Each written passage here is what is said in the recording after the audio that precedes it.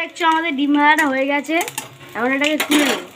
তো এখানে থালা আছে, ভালো করে তুলে নেবো, ভালো করে ভেজে তেল ঝরিয়ে তুলে নিলাম।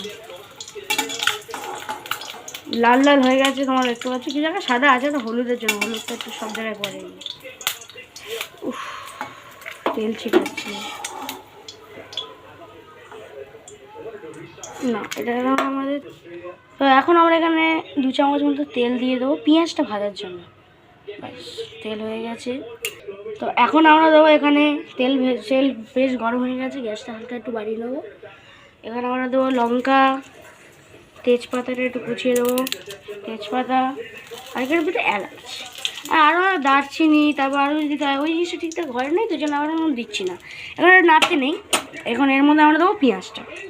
পেঁয়াজ এখানে রাখা আছে, এখন আমরা এই পেঁয়াজটা নেবো, ছেড়ে দেবো। এখন ভাজা হবে পেঁয়াজটা ভালো করে ভাজতে হবে।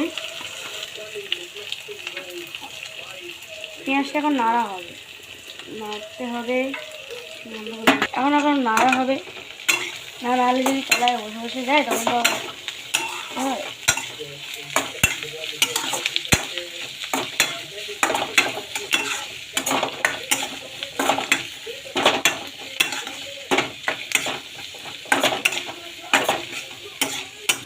তো এখন আমরা এটা দেখতে পাচ্ছেন ভালোই লাল লাল ভাজা যাচ্ছে। আমি একবার নেড়ে নেবো, নেড়ে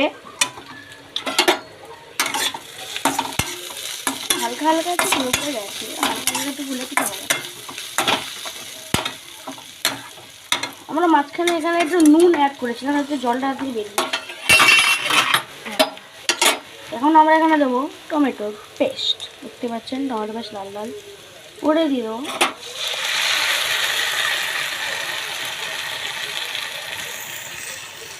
বাস, এখানে এখন আমরা হালকা হালকা নেড়ে মশলা দিতে হবে। এখন আমরা এখানে যে মশলাগুলো অ্যাড করবো সেটা হচ্ছে ধনে জিরের গুঁড়ো, সেটাই অ্যাড করবো। ধনে জিরের গুঁড়ো তো 4টা ডিমের হচ্ছে, তো সেই পরিমাণ মতো ধনে জিরের গুঁড়ো এখানে মিক্স আছে। ধনে জিরের গুঁড়ো, তারপর এখানে করবো হলুদ হলুদ হলুদ হলুদ হলুদ হলুদ এবার এখানে আসবে গুঁড়ো লঙ্কা, মানে শুকনো লঙ্কাও পড়েছে, কিন্তু গুঁড়ো লঙ্কা একটুখানি আসবে। গুঁড়ো লঙ্কা পড়ে গেল, অল্প একটু নুন, যেহেতু আমি আগে একটু নুন দিয়েছি, অল্প একটু নুন অ্যাড হলো। হাফ চামচ করলে, এরকম চামচের ধরলে হাফ চামচ নুন।